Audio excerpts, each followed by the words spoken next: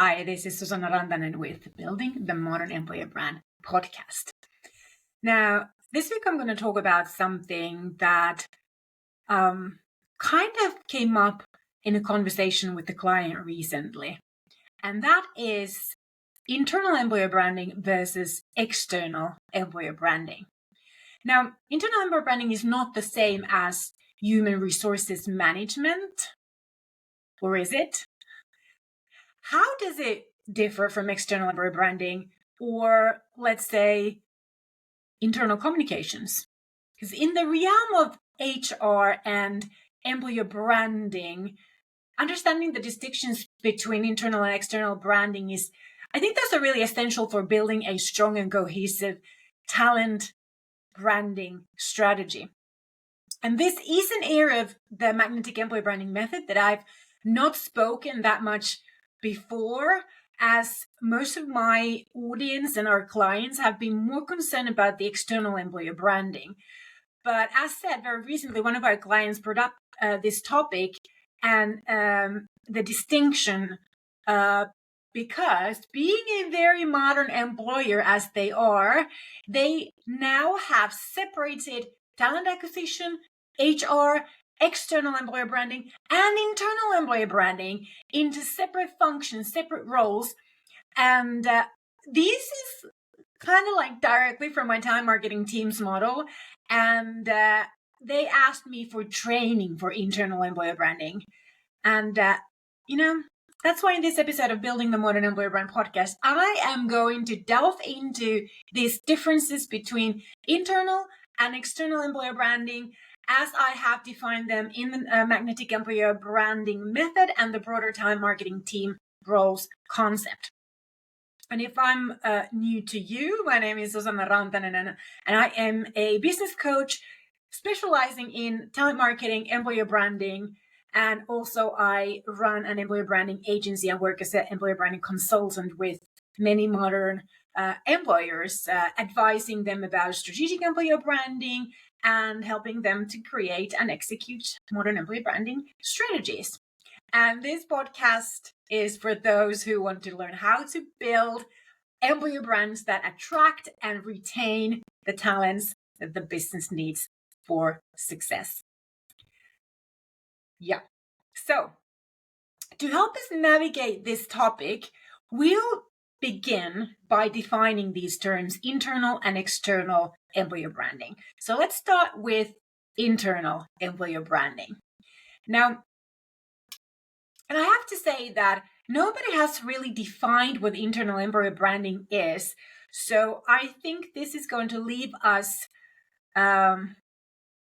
with the opportunity to continue defining what it means. And it could mean different things in different organizations, but this is how I look at it, as opposed to external employer branding, as opposed to HR, as opposed to talent acquisition. So internal employer branding, that centers around on how your organization is perceived and experienced by your current employees. I kind of want to add here also your former employees, because I like to treat them as as part of your internal audience, even though they're no longer employed by you, but they're not really like the externals either who don't have that experience as an employee about your company. So external, internal, your current employees and your former employees. Internal employer branding, it delves into the development of your company's culture and employee experiences. And these come directly from the magnetic employer branding method, because that method helps you storyfy your strategic company culture and your employee experiences into this magnetic, attractive, appealing vehicle of a modern employer brand. Now, internal employer branding also aims to connect your business strategy, your company mission, your customer promise and values with those overall employee experiences and people's career progression, their performance, their success, their achievements, and so on. And this is also directly from my method, because I am a strong believer in business strategies and how to apply any other sort of strategic element within the business to support the business. So that's why the entire magnetic employer branding method is very, I would say, tightly linked to what the business is aiming to achieve. Now, these are all crucial because strong internal employee goals of people in their own roles, performance goals, obviously to the company culture, as well as delivering the customer promise. And I find that hardly anyone working in employer branding talks about the importance of customer promise in this work, because at the end of the day, our people are there to deliver that customer promise. I mean, nothing else matters if you don't have customers who are satisfied and who want to come back and buy. So your culture and your values should really reflect on that customer promise. And what are our beliefs and ways of work that help us literally successfully deliver the customer promise or promises, depending on your business. Now, internal employer branding also improves employee engagement and retention and boosts advocacy inside and outside the organization. And this boosting of advocacy, I feel, is really important because obviously most of organizations are going through some kind of a change or transformation. Some of them are further ahead. Some of them are, I would say, just in the beginning of that journey. But I would say that everyone who's still living and breathing are somehow changing and transforming, because growth is all about transformation. When you grow, things change, things transform, they become different. So that boosting of advocacy inside the organization is quite critical and vital aspect of what the internal employee branding can contribute towards. Now, the way that I see this and the way that I have pinned this in the magnetic employer branding method is to develop a strategic company culture that works as a vehicle, kind of like an enterprise system for connecting organizational behavior or building or developing organizational behavior to support the execution of the business strategy. Then connecting each of your roles, each of your performance goals and targets, your ways of work, leadership behavior, leadership expectations, and generally, goals and objectives with the execution of that business strategy. So that's the way that I see. And I know that this can sound very complicated when you first hear about it, but I promise you, as you learn more about it, it will make sense and become very logical to you. And I guess that the easiest way to really grasp this is to see an internal employer branding as a role where you contribute not just to growing internal awareness and commitment to that brand, but also develop that product. I like to call it the product behind the brand. And that product is formed by your strategic company culture and the employee experiences. And it stems from the way that your leaders lead the people, lead the business, and the organization enables your people to experience a better life as a result of being part of this company. So that's kind of the product. Now, as opposed to what external employer branding is. Now, external employer branding focuses on how your company is perceived by potential candidates, job seekers, and the public. And from the sort of the overall public, especially those stakeholders that are vital for your organization, your business. So clients also, partners. So it's mostly marketing and communication. But when we talk about branding, this is something that is where you apply marketing and communication techniques to kind of trigger the emotional response from your audience. So branding is always about emotionally connecting people with what you represent, and inviting them to your employer brand story. I talked about storytelling in employer branding a couple of episodes ago. So if you didn't listen to that or watch that, go back after this episode and check that out if you want to understand more about how to use storytelling to trigger that emotional connection with your employer brand. But I have to say that external employer branding is all about your reputation as an employer, how you treat your candidates, how you build your wider publics and collaborate with your employer and differentiate yourself from your competition. I think this is an area where also, unfortunately, most organizations, employer branding themselves, fail. And also how you channel your prospects. When I talk about prospects, I mean your potential future job candidates into your recruitment hiring success, to boost the hiring success. So kind of like connecting the cold approach. I'm comparing this now to sales. So when salespeople are doing cold calls and contacting sort of potential clients that they've never had a connection with, or they don't, or the connection hasn't really initiated a conversation in ways that implies that they are actually warm to your services or products.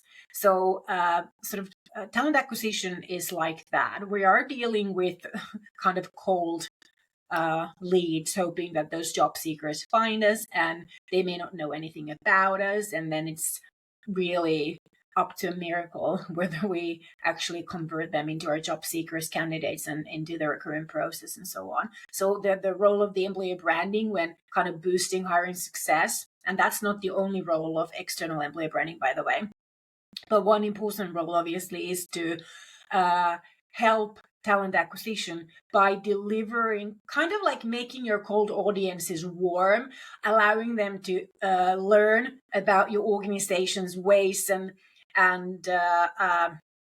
opportunities and benefits and the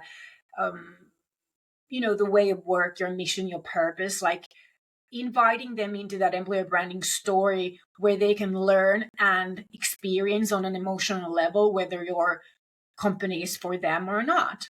And that way they become kind of warm through your marketing and communications activities, through social recruiting by your leaders and so on, and kind of channeling them on that candidate journey towards that recruitment funnel where they are they've self-selected to move forward and they are interested to at least discuss those career opportunities when the time is right for them. So external employer branding, it's about crafting this appealing image, employer image that attracts those top talents, relevant talents for a business, builds trust with your top talents, but also with your freelancers, your partner networks, your customers too, and distinguishes your employer brand from competitors. And when you succeed in building this magnetic employer brand, it will not just create you an employer brand, but it will actually also grow your company's overall brand value and competitive advantage because it's connected with your business strategy and your customer promise. So let's next explore some of the key differences between internal employer branding and external employer branding. Now, one of the key distinctions I think lies in the audience. So internal branding targets obviously your current workforce, but also your alumni, if you want to use that as an opportunity to get people to sort of return back to your organization. While external branding reaches the broader external audience, but more specifically, you should really target it towards specifically on your potential future employees and the general public who may become your potential employees over the coming years, or they know your potential employees and can advocate for your company. Messaging also differs. So internally, you obviously emphasize reinforcing company values, company culture, fostering employee engagement and career development, And what is highly critical during these times also is clarifying those organizational changes, supporting change communication, and getting that employee buy-in for those changes and transformations that are driven by management, in which areas they are affecting, because that changes obviously in organizations. Externally, it's about showcasing your competitive advantages. What's different and unique about your organization as a place to work, as opposed to the other options that your prospects have. Making the company culture and values more transparent, helping external stakeholders understand whether they see themselves as part of your story and how your company can help them to build a better life and solve those, what I call career riddles, that are making them wonder whether their current situation continues to offer them what they need or not. Now, communication channels also differ between internal and external employer branding. The most effective communication channel for internal employer branding, I believe, and in my experience, are the team leaders and other managers. If this is not in your organization, this is definitely an area of a lot of potential to grow into your most effective communication channel.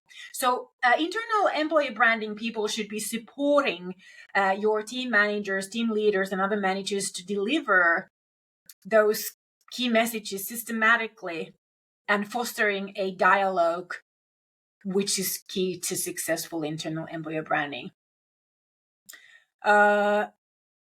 I don't think that your intranet and things like that are your most effective communication channels. Now, and that's why I think actually that employer branding, internal employer branding, also benefits from external employer brand communication, as most employees actually are better reached on social media than on the company intranet. And this is where internal and external branding collaborate closely, giving each other content and content ideas to share. Externally, the most effective communication channels for employer branding continue to be social media. I mean, there's just no way around it. The choice of social media depends on your target audience preferences, their profiles, your location, but the main social media tend to reach the best because they are the largest, have the widest audience available for you. And as your target audiences move forward on their candidate journey with your company, external channels can include email, other direct messaging, for example, on WhatsApp or Slack or in social media, even meeting online, or surprise, in the outside world. Now, what we should not forget about are the goals and objectives, because they also differ. And I can't stop, and I won't stop highlighting data-driven employer branding, even though I know that this data and data analysis scares a lot of people working with employer branding. But you really have to see it as a gift for you. This is the feedback that you crave on how your employer branding activities and actions are working or whether they're not working. Data is your feedback. Nobody else can give you as precise feedback as data. So it's just a kind of a love story that you just need to kind of get into. Take your baby steps if you need to, but just do it. And I actually had an episode on data-driven employer branding a while back ago as well. So that's another tip to rewind back to it. But I have to say that data-driven employer branding is just so imperative to understand the value for you personally and your work when you know what success looks like and you can explain it to others in the most simple ways. And that's what you need for your buy-in. By the way, next week, I'm going to talk about stakeholder management and getting that buy-in, because that's, I think, what many of you are struggling with. So in internal employer branding, your goals and objectives reflect directly in employer satisfaction to how well they understand what this company strives for, what are their career development opportunities, how they contribute to the company mission, what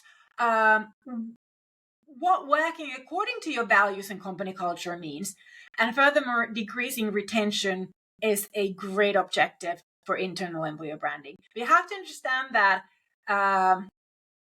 these are also have quite a lot to do with communication, internal communication, and supporting that, emphasizing that, clarifying messages, bringing in the right messages, and so on. So you still need your other internal stakeholders to support with achieving that satisfaction among the employees on these matters. So in external employer branding, the goals and objectives obviously stem from employee awareness, employer brand affinity, and your employer brand's level of attractiveness, making talent acquisition faster and more cost-effective, and increasing the quality of applicants available for the recruitment interviews. So different types of goals and objectives, internally and externally. Now, I bet you want to know what's common between internal and external employer branding. And I would have to say that, first of all, the transparency is crucial for both. Employees, as much as external audiences, also appreciate your honesty, your authenticity, and consistency in your messaging. So building a strong company culture is vital because it helps to create a unified brand image.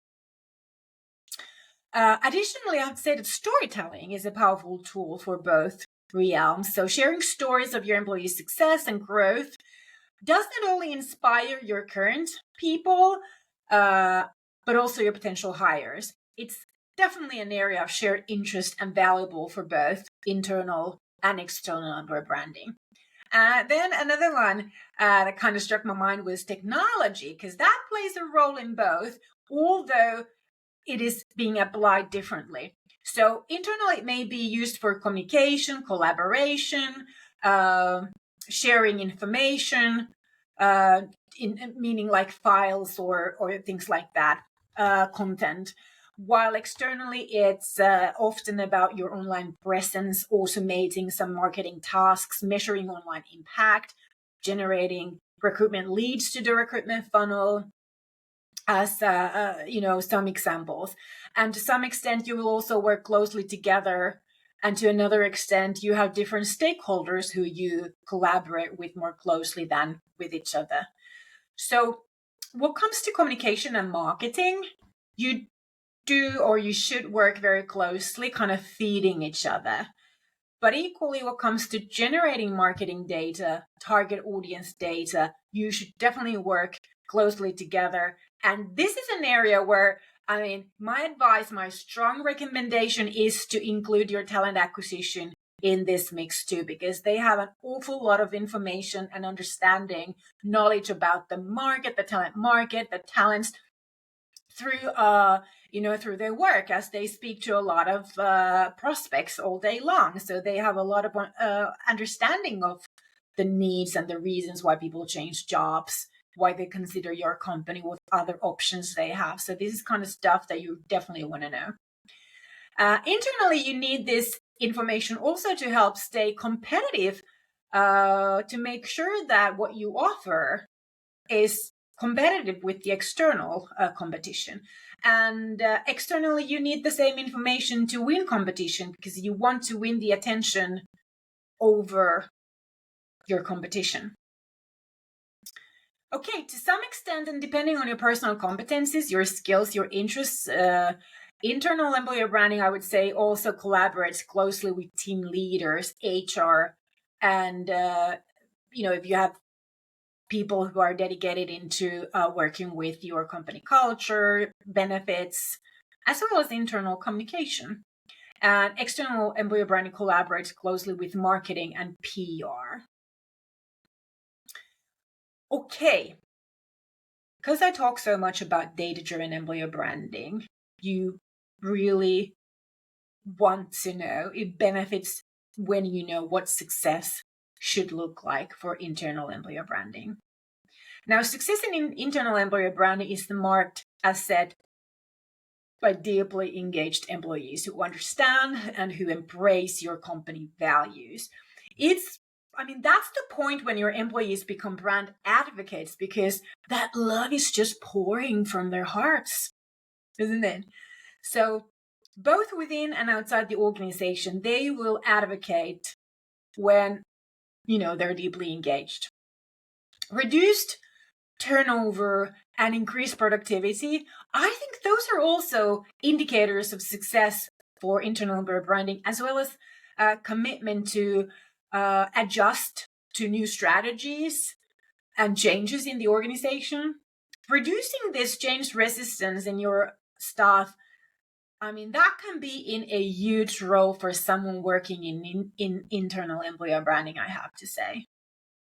So to sum it, internal employer branding is meant to help the organization with retention, boosting morale, especially in organizations that are going through drastic changes. And there's this level of change resistance and uncertainty at place.